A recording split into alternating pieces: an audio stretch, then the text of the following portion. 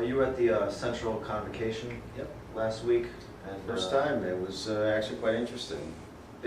Central's the biggest employer in the city, you said? Correct.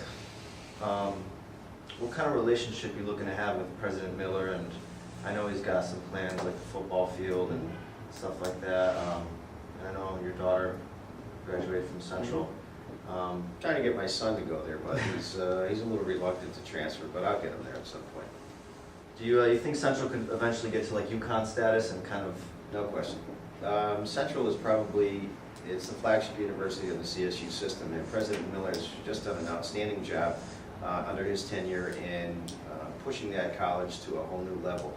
They've got so many different degree programs now than they had 5-6 years ago even. They've got an accredited engineering school that they never had before, which has provided opportunities for a lot of younger people to get degrees in technical fields that Central never offered before.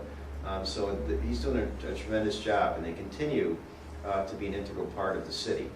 We work closely with them on many, many fronts, not just in the education field where they have direct connections to some of our schools. Some of our elementary schools in the city have direct relationships with different schools at CCSU, because CCSU is widely known as a teacher's college. Right. And that was the former name of it. It was the Teachers College many years ago. Yeah, normal school. And they're still churning out teacher after teacher after teacher. So what a great connection to make for the city by allowing interns to be here and get their their coursework done right through our school system. It's a tremendous advantage they have. But not only that, they have the downtown facility in ITBD, which is a business-related facility that we utilize for many different, not only events, but their support for a lot of different efforts that we have going on in the city. Through specifically, I have a green team that we've developed over the last year and a half, where we're trying to assist the city and the college and businesses in developing initiatives that would ultimately, save them money as well as protect the environment. So Rick Mullins has been an integral part of many initiatives with me at the city, and President Miller has got the School of Business now working with me.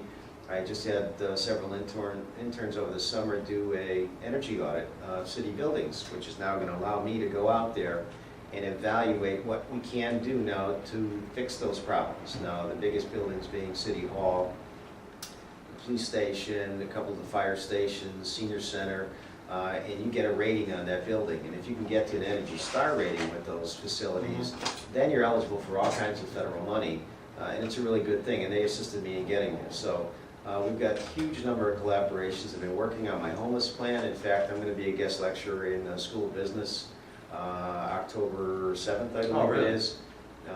We actually put a curriculum together for one of the classes on assisting people with financial literacy and helping the folks that need our help the most, and it's actually a nice thing. So we continue to work well with them, and I know we will in the future. Construction-wise, they've got huge projects on the horizon. They're going to develop an East Campus, which is going to be... Is that over by where the mobile is? Yeah, across the street, right. Off of Cedar Street at 175. There'll be some residential housing as well as some research facilities, and the busway is going to be an integral part of that, because we're going to allow the city's infrastructure to develop through the central campus and allow kids to be able to come downtown. Oh, wow. And hopefully there may be some synergies with residential housing too in the downtown, that we can bring some students downtown and try to reinvigorate the downtown. Re-energize that area. Yep. Great. What's the desired effect of moving the police station and to downtown? And I guess you have a plan to erect condos as well. It's a housing base. It's part of the downtown redevelopment strategy that we put together.